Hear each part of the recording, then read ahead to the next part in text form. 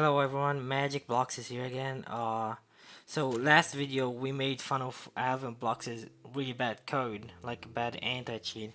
Today I'm going to show you that I can make a better one, because what's the point of making fun of people if you can make a better one? We're just going to create, an anti-exploit script in server script service. Why? Because we don't really trust the client with it. We're going to use the basic equation from physics, which is velocity equals delta x and then delta t. There we go. So what we're going to do now is just define our constants. So like local players equal get service players, and local max detections equals 1, local max speed equals 30. They are not allowed to go higher than 30 speed, or else they're exploding. Now we're just going to make the punishment function, so like local function punish player and then last position. Actually, I'm just going to make it the human root part. Now, this is not the ideal way to handle the human root part, because the exploiter can just, destroy their human root part and get away with it. So what you're supposed to do is just wait a few seconds. If human root part doesn't exist, then there's something wrong. They can't get punished without having a human root part, So we're just going to set the human root part position equals last position. Now we're going to make, a simple while loop. Wait 2 seconds. This is how I like it. I don't know about you. This is just me. I want it to check every play every 0.2 seconds, like for v player in I pairs player do. See, when dealing with arrays, you're supposed to use I pairs, and when dealing with dictionaries, you're supposed to be using like pairs. This is just a fun fact for everyone right out there. Probably nobody knows about this. I don't like this. Okay, there we go. Now we're going to do local character. What if the character doesn't exist? And you have to check for that, like when the player is dead, or when the player is spawning in, when the player is like starting the game. Local human root part. Now here we're just going to do if. So basically this is just if character then do character find first child human root part. It's not really an if statement, but like I just think about it for like that. We'll tell people it's like that for simplicity's sake. It checks if this is truthy, then do the rest. So like if this is truthy, then character find first child human root part. So human root part will be what find first child returns, which is going to be the first part it finds with the human root part name, or the first object.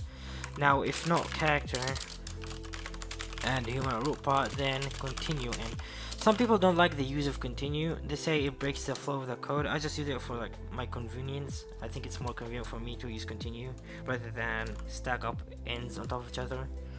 Now we're going to do, like I said, this is not the best way to approach this. I'm just doing this for like to show you people how to make a proper one, like how to check the player's velocity. Okay.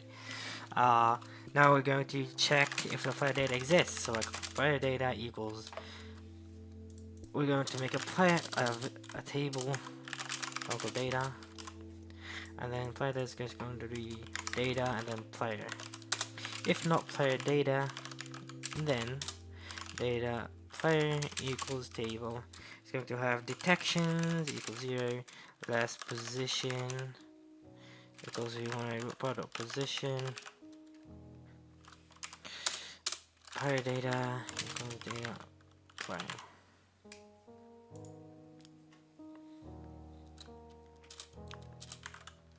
And then now we're just going. Okay, so the issue with this is if the player is falling down, the y-axis is also evaluated with their velocity. We don't want that. We just want to check their velocity if they're moving forward or backward. If they're falling down, their velocity is obviously going to be higher than 30. So what we're going to do is local old position equals player data. Well, we're going to construct a new vector 3, not a new 0. Well, not 0, sorry. player data dot last position, which is going to be pointing at the vector t of the last position we tested, and then dot x 0. We're going to set the y-axis to always 0 because we're not going to check if they're falling down or not. Player data last position dot z, and then local new position, the current position of the human root part z. Now we're just going to use that equation as I talked about, so local velocity equals, oh, we're also going to add last check, which is when we last checked in seconds, so it's going to be like this. Local velocity equals, it's going to be old position minus new position dot magnitude, the difference in studs between the both of them, and then